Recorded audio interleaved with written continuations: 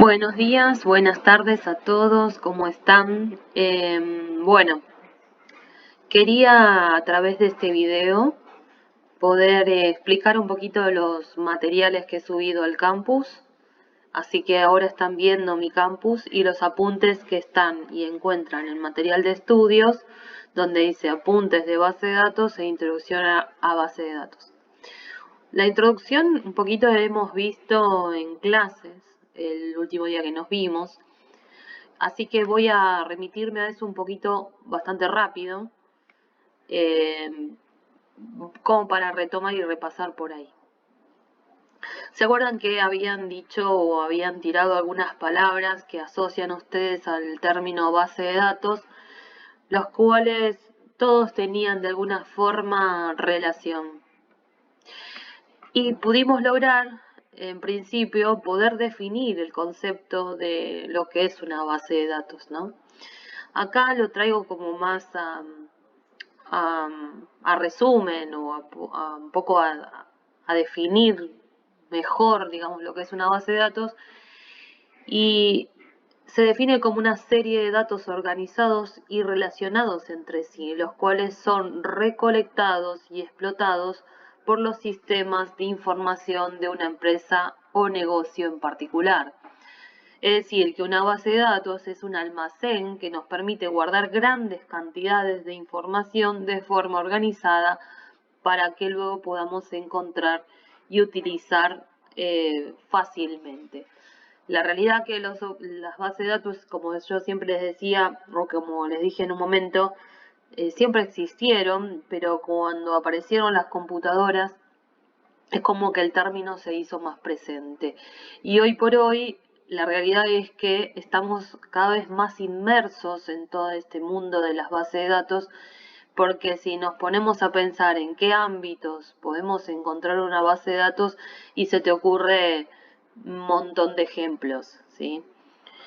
Así que el objetivo de esto es que cada vez existen más existen más datos, y estos datos, para poder utilizarlos y aprovecharlos, se organizan en estos sistemas de administración de base de datos para luego ser explotados, como bien dice acá, consultados e obtener información. Es más, hoy por hoy no solamente existen las bases de datos, sino que existen ciencias del estudio de este tipo de archivos o de información que procuran tomar estos datos para poder luego hacer predicciones o corregir problemas o prevenir cuestiones que están asociadas a hechos, a, a comportamientos, y a encontrar de alguna forma un vínculo entre lo que es la estadística y lo que es hoy por hoy la ciencia de la información, y así aprovechar al máximo lo que disponemos, ¿no? Para tomar mejores decisiones. Paso a la siguiente diapositiva, donde vamos a notar que hay una gran diferencia en lo que es un dato e información, que a veces parece ser lo mismo y la realidad es que no, porque el dato podríamos pensar que es la materia prima de la información. El dato en sí, un dato propiamente dicho, no te dice mucho. Si yo, como podemos acá ver, no sé, dice 4, Ana, 23, Florida y 67. Si yo a estos datos, que pueden ser numéricos, que pueden ser alfanuméricos, que pueden también ser, no sé, imágenes, sonido, lo que fuera, si yo no le imprimo un tratamiento, no nos dice mucho, ¿sí? No nos dice prácticamente nada.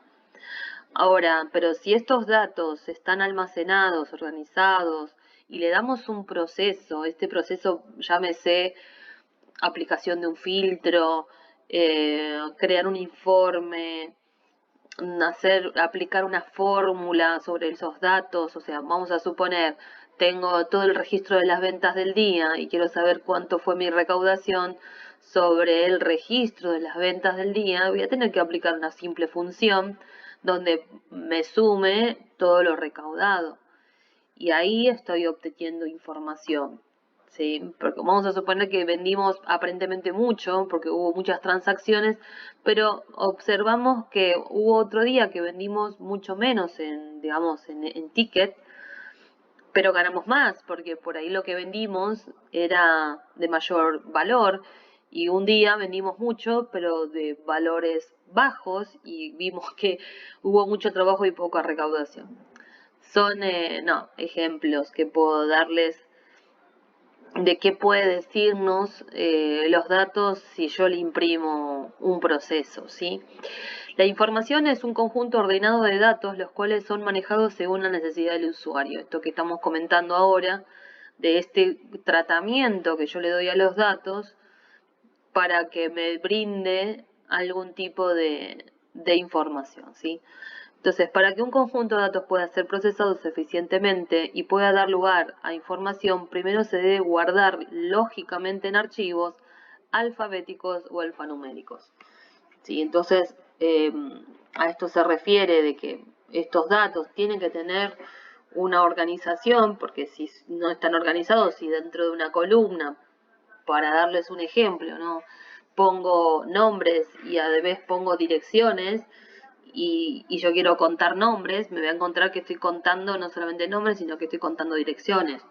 Ejemplo que les puedo dar, o sea, tiene que haber una organización o lógica dentro de lo que es el almacenamiento de los datos. Luego pasamos a la cuarta diapositiva, donde habla de elementos de una base de datos, y estos son tres: es el campo, el registro y el archivo, ¿sí? El campo es esta mínima unidad que te permite almacenar información básica. O sea, imagínense que el campo llevado a una planilla de cálculo, que por ahí esto ya lo tienen como más presente, son las columnas, ¿sí? Le llaman a veces también atributos. Por ejemplo, columna apellido, columna dirección, columna, no sé, DNI. Esos son los campos, y dentro de estos campos se van a ir guardando los datos según correspondan.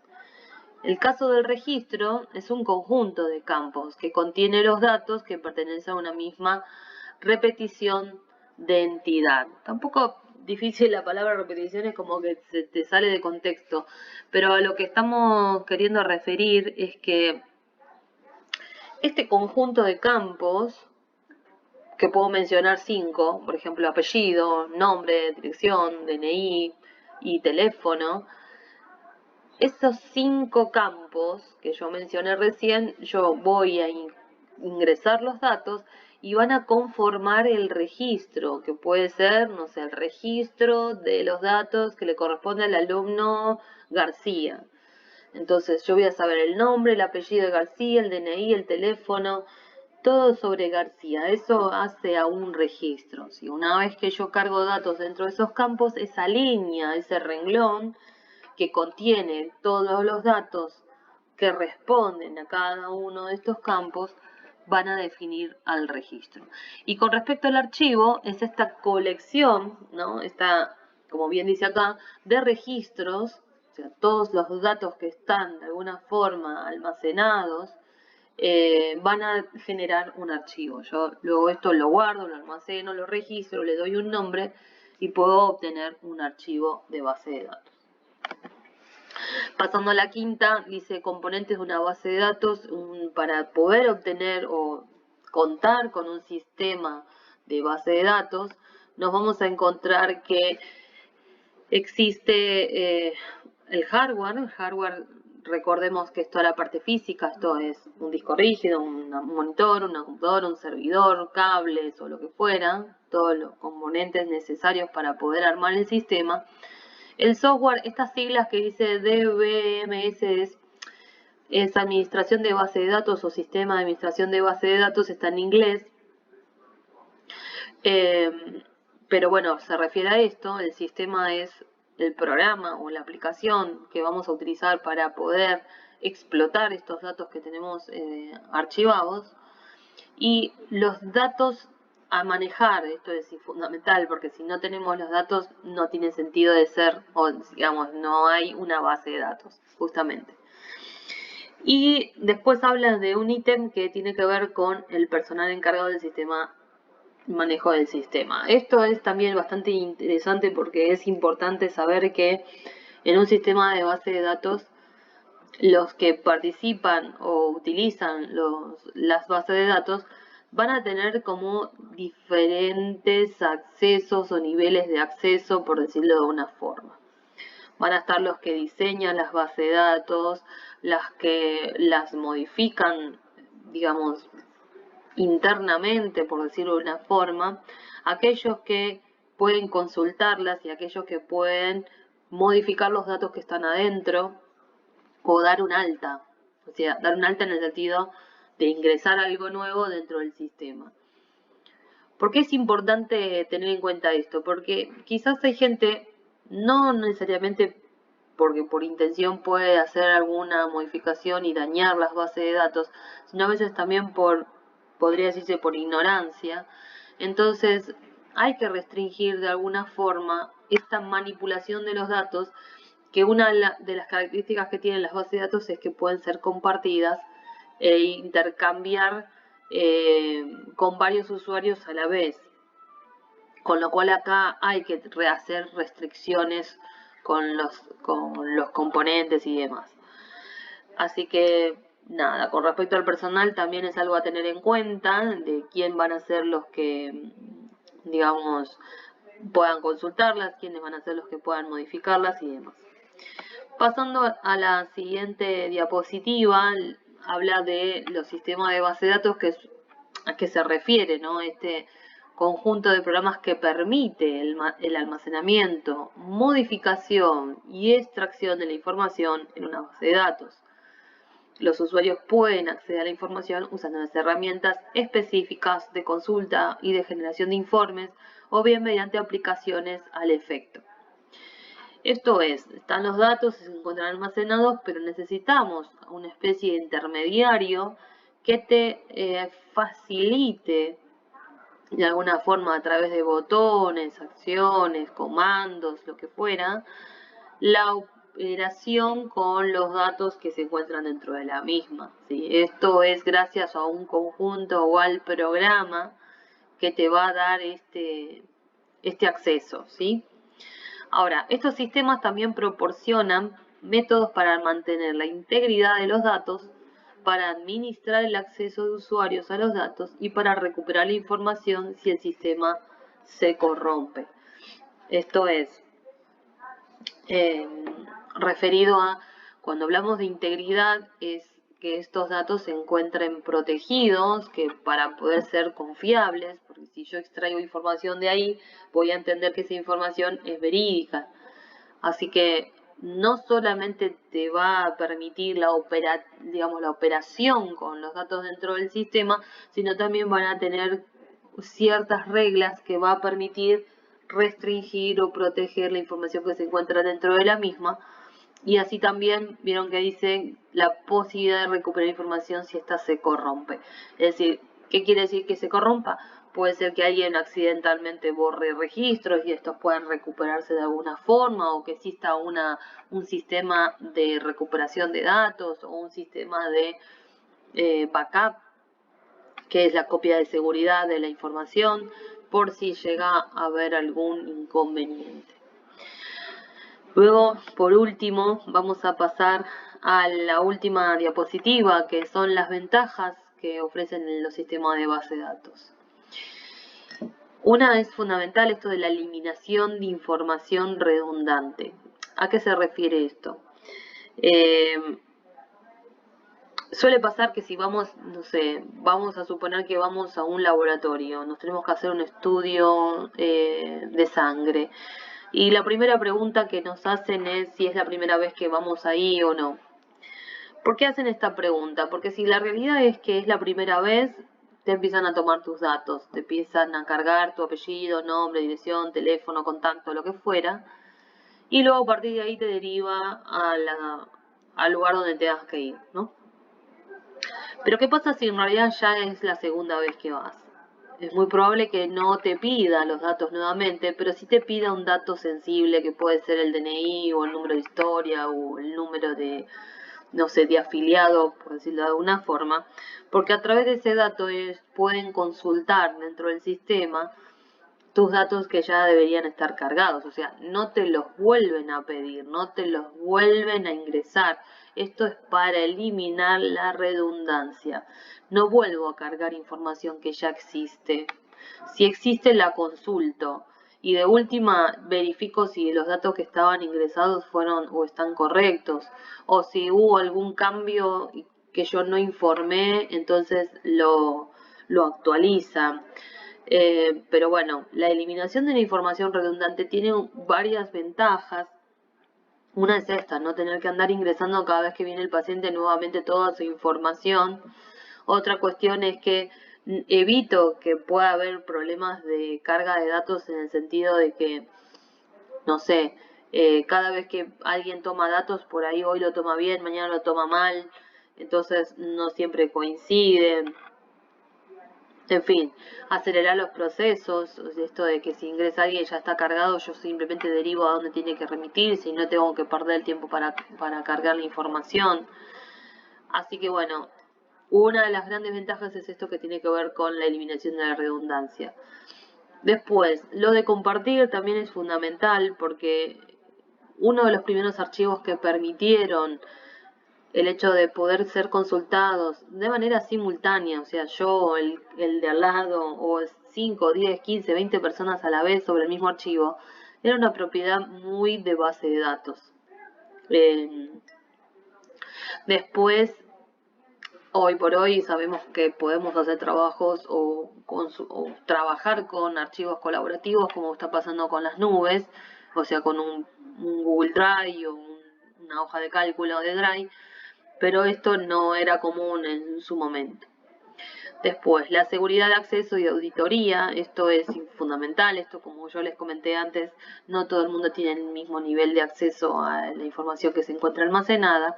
La integridad de los datos, la importancia de esto, ¿no? De que los datos que estén almacenados ahí yo pueda decir que sí, son confiables o podemos tomar que son verídicos.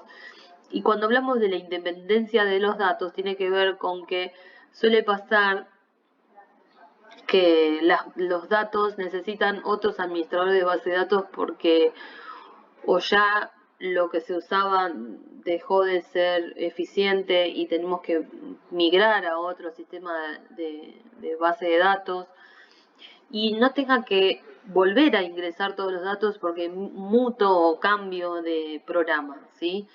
La idea es que si los datos están, estos datos puedan ser reutilizados en otros administradores de datos sin inconveniente. O sea, la adaptación debería ser sin problemas, ¿sí? Sin inconveniente. Bien, esto con respecto a la introducción, ¿sí? Voy a pasar a la otra diapositiva. Esto es un poquito de lo que tuvimos, creo un poquito, avanzamos un poquito menos, pero por lo menos como para poder dar el puntapié. Vamos a la otra hoja, la voy a abrir.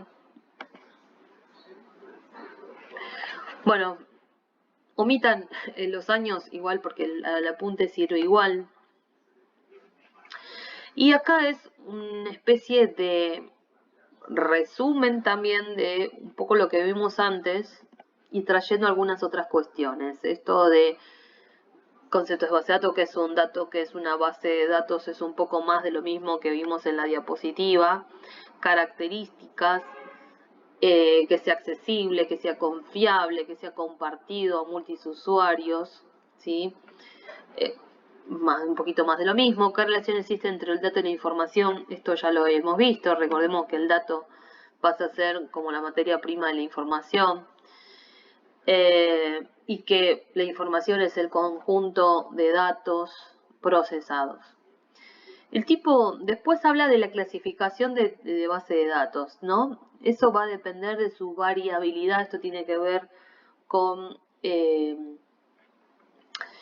qué periodicidad tiene esto de la actualización de los datos dentro de la base, ¿no?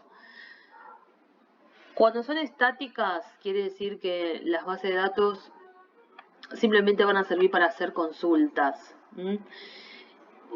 Por eso dice base de datos de sobre lectura.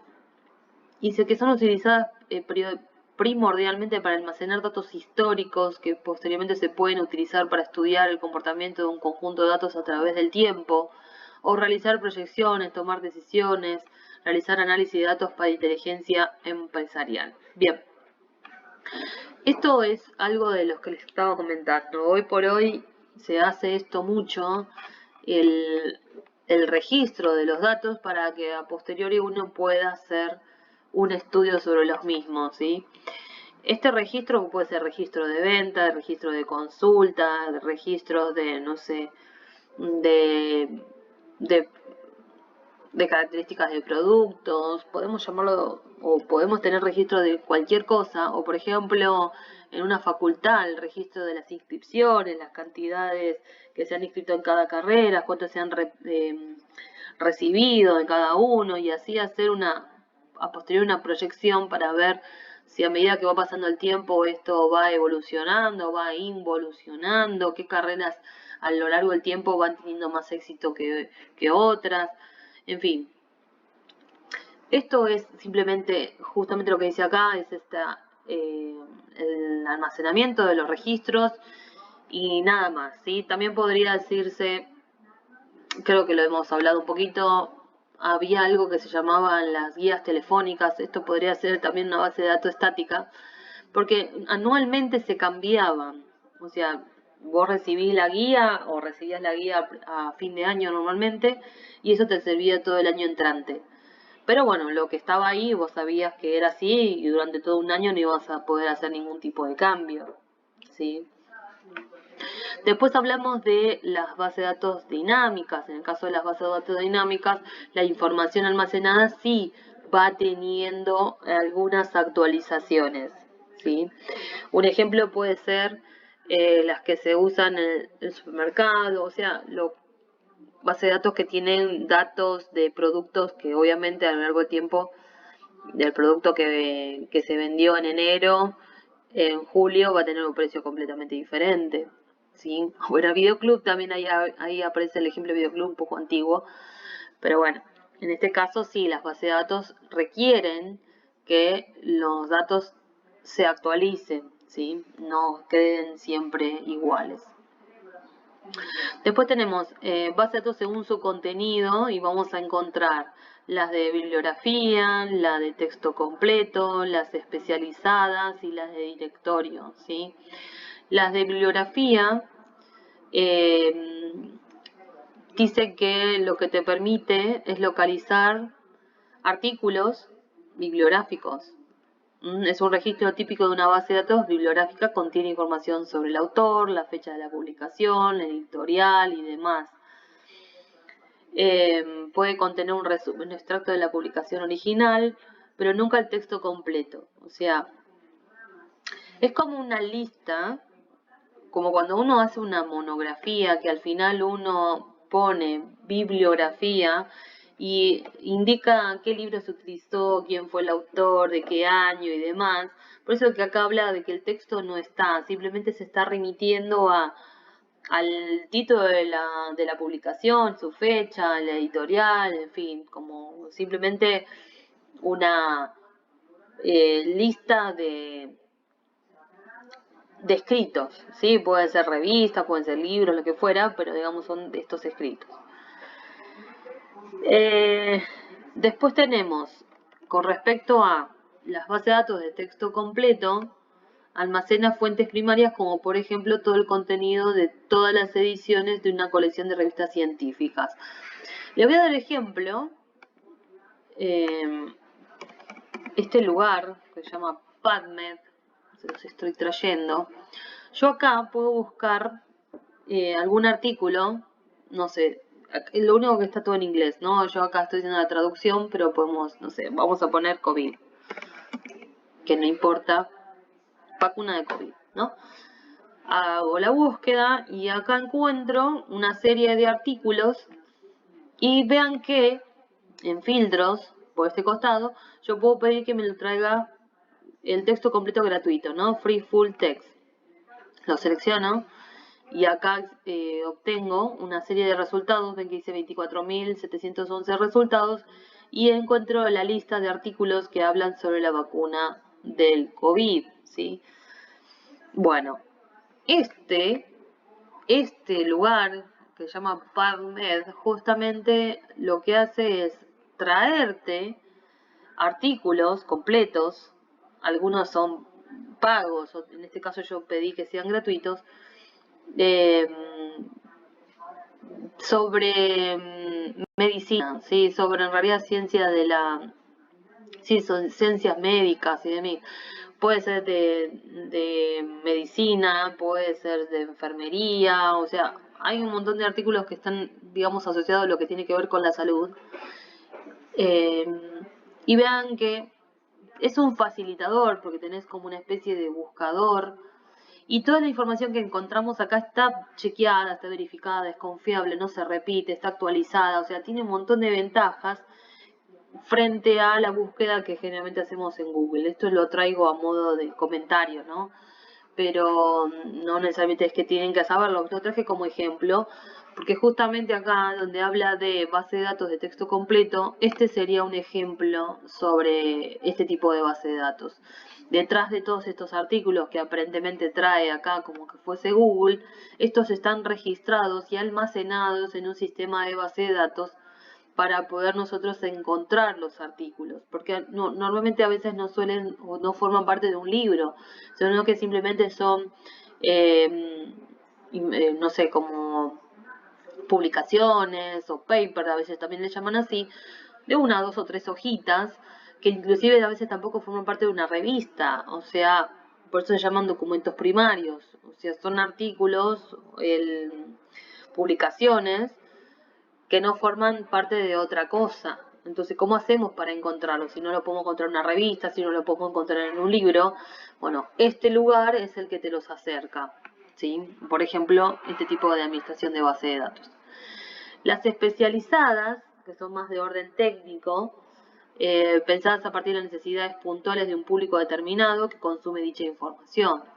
No sé, habrá en empresas o en instituciones o lo que fuera una base de datos que te va a traer determinada información muy puntual o muy específica, y que lo hace un determinado público, ¿sí? Como bien dice acá, pues se llaman especializadas. Y las de directorio, listados enormes de datos personalizados o directorios de correo, direcciones de correo, electrónico, número de teléfono, además. Directorio es como una especie de agenda, ¿sí? Donde ahí encontrás nombres, teléfonos, correos electrónicos y demás. Acá dice, las empresas de servicios manejan enormes directorios, imagínense, de todo lo que tiene que ver con su clientela, que a veces pasa que te llaman, te dan promociones y demás, bueno. Este tipo de base de datos de directorio también tienen como un valor importante. Hay políticas sobre esto, por ejemplo, vamos a suponer, les doy un ejemplo, Movistar tiene su base de datos de clientes. Esa base de datos de clientes es de Movistar. Si Movistar o alguien dentro de Movistar se les ocurre venderla, esto es como un delito, digamos, porque claro, esta información que está ahí no solamente registra a veces el nombre, su dirección y un teléfono, sino que a veces puede también registrar otros comportamientos, como por ejemplo si es un abonado de hace mucho tiempo, si es un abonado que cumple, o sea, cumple con otros requisitos que a veces uno no desconoce, pero que llevan registro a las empresas, ¿no? Dice, ¿por qué las bases de datos relacionales son las populares? Bueno, esto es una modo de pregunta. Hay distintos tipos de base de datos. Hay unas que se llaman de relación y otras no.